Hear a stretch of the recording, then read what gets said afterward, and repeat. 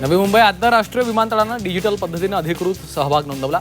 अत्याधुनिक तंत्रज्ञानाधारित प्रवास प्रक्रियेच्या दिशेनं हे महत्त्वाचं पाऊल आहे. या प्रणालीमुळे विमानतळ प्रवेश, सुरक्षा तपासणी आणि बोर्डिंग प्रक्रिया अधिक वेगवान आणि सुलभ होती आहे.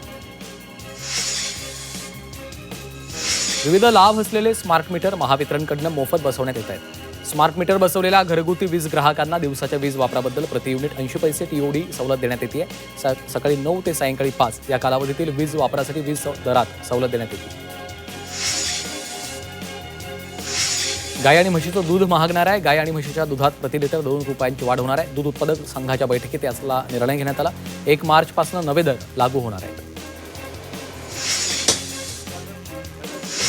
बदलापुरात दरवर्षीप्रमाणे यंदाही भीम महोत्सवाचं आयोजन करण्यात आलं होतं. बदलापूर पश्चिमेकडील घोरपडे मैदानावर भव्य स्वरूपात भीम महोत्सव पार पडला. यामध्ये सुप्रसिद्ध गायक आनंद शिंदेंची उपस्थिती होती. या महोत्सवाला नागरिकांनी ठाण्यात प्रोजेक्ट अमृत अंतर्गत स्वच्छता अभियान राबवण्यात आलेलं आहे. या अभियानात 450हून अधिक नागरिकांनी सहभाग घेतला. यावेळी समुद्रकिनारे, तलाव, नदीकिनारे, चौपाट्या यासारख्या जलस्रोतांची स्वच्छता केली आहे. पश्चिम रेल्वेनं भंगार विक्रीतनं 506 कोटी 63 लाखांचा महसूल मिळवला. मिशन झिरो स्क्रॅप या उपक्रमाच्या अंतर्गत भंगारमुक्त करण्याच्या दिशेनं उल्लेखनीय कामगिरी ठरली. त्यानुसार महसुलाचा वापर रेल्वे, बोर्ड सेवांची सुधारणा, नवीन प्रकल्पांची उभारणी या विविध उपक्रमांसाठी करण्यात येणार आहे. कल्याण डोंबिवलीतील महारेरा घोटाळ्यातील 65 इमारतीमधील डोंबिवली आयरे गावातील समर्थ कॉम्प्लेक्सला पुन्हा नोटीस पाठवली. 6 मार्चपर्यंत इमारत खाली करा अन्यथा कारवाई करणार असा इशारा महापालिकेनं दिला. जागेच्या वादातून न्यायालयाच्या आदेशानंतर आयुक्तांच्या सूचनेनुसार नोटीस पाठवल्याचं अधिकाऱ्यांनी सांगितलं. म्हाडाच्या मुंबईतील दुकानांकडे व्यावसायिकांनी पाठ फिरवल्याचं पाहायला मिळतं. म्हाडानं मुंबईतील 84 दुकानांचा लिलाव केला असून त्यातील केवळ 35 दुकानांची विक्री झाली आहे.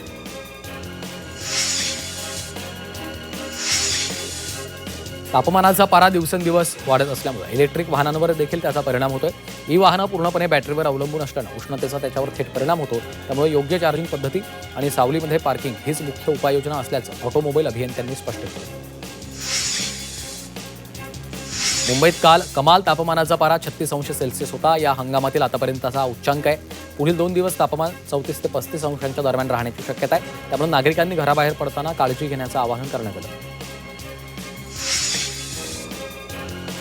सलग 2 दिवसांपासून मुंबईत प्रदूषणाची पातळी उच्चांकावर कायम आहे. रस्त्यावरील धूळ, वाहनांचा वाढता धूर आणि थंड हवामान यामुळे परिस्थिती गंभीर बनली. त्यामुळे लहान मुलं, ज्येष्ठ नागरिक आणि आजारी व्यक्तींना विशेष काळजी घेण्याचा सल्ला दिला आहे.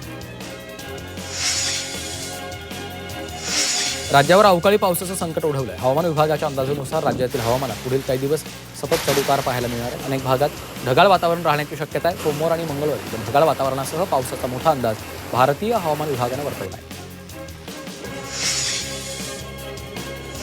विविध अभ्यासक्रमाच्या प्रवेश परीक्षेसाठी अर्ज करायला अंतिम मुदतवाढ 24 फेब्रुवारीपर्यंत देण्यात आली.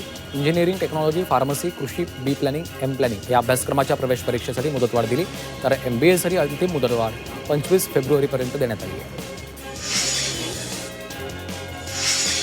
विरारमध्ये सापासोबतची स्टंटबाजी एका मध्यधुंद तरुणाच्या जीवावर बेतली. विरार नवापुरात साप आढळला. यावेळी दारूच्या नशेतील राजू बरड या तरुणानं साप पकडून त्याच्यासोबत स्टंटबाजी सुरू केली. मात्र साप गळ्यामध्ये घेऊन राजू फिरत असताना सापानं त्याला दंश केला. यामध्ये त्याचा मृत्यू झाला. मुलुंडमधील मेट्रो दुर्घटना ताजी असताना आता घाटकोपरच्या RCT मॉलजवळ मेट्रो 4च्या बीमला मोठे तडे गेल्याचं आढळलं. याबाबत मुंबई महापालिका प्रशासनाकडनं मेट्रो प्रशासनाला तातडीनं कारवाईचं पत्र पाठवण्यात आलं. एका नागरिकानं व्हॉट्सअपवर तक्रार केल्यानंतर ही कारवाई झाली आहे.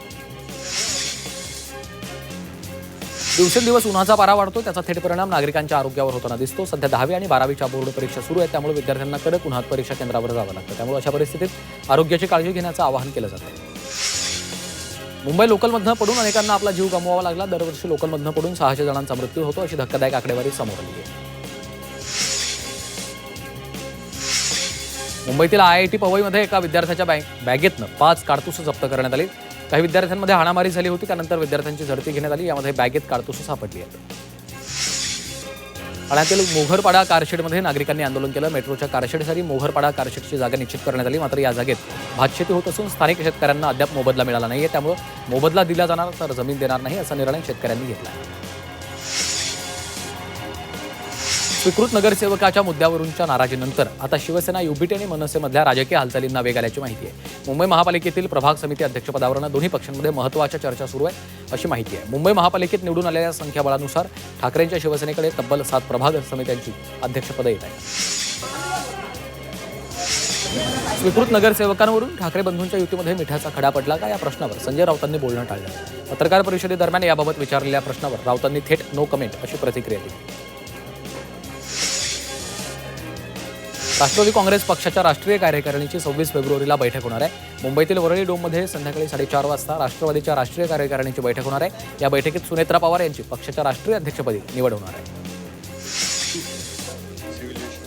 केंद्रीय विमान वाहतूक मंत्री राममोहन नायडू यांनी राजीनामा द्यावा अशी मागणी काँग्रेस नेते पृथ्वीराज चव्हाण यांनी केली. अजित पवारांच्या अपघाताबाबत केंद्रीय पातळीवर चर्चा झाली असून काँग्रेस कार्यकारिणी यावर अंतिम भूमिका घेईल असंही चव्हाणांनी स्पष्ट केलं.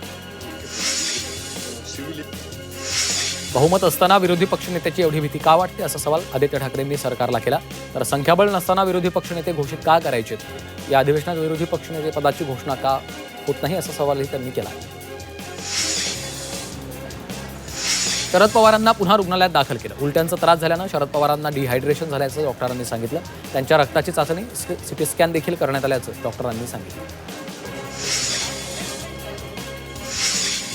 अजित पवारांच्या विमान अपघाताबाबत सरकार स्पष्ट नाही असं म्हणत अजित पवारांचा अपघात की घातपात अशी महाराष्ट्राला शंका असल्याचं भास्कर जाधवांनी म्हटलं. तर या संपूर्ण प्रकरणाबाबत सरकारची भूमिका संदिग्ध आहे अशी टीका देखील भास्कर जाधवांनी केली आहे. उद्यापासून राज्य सरकारच्या अर्थसंकल्पीय अधिवेशनाला सुरुवात होणार आहे. अधिवेशनाच्या पहिल्याच दिवशी अजित पवारांच्या निधनाचा शोकप्रस्ताव मांडला जाणार आहे. यापूर्वी शोकप्रस्तावावर केवळ विधानसभा अध्यक्ष आणि विधान परिषद सभापतीच बोलत असतात. मात्र अजित पवारांच्या निधनावरील शोकप्रस्तावावर सर्व सदस्यांना बोलण्याची परवानगी देण्यात आली अशी माहिती आहे.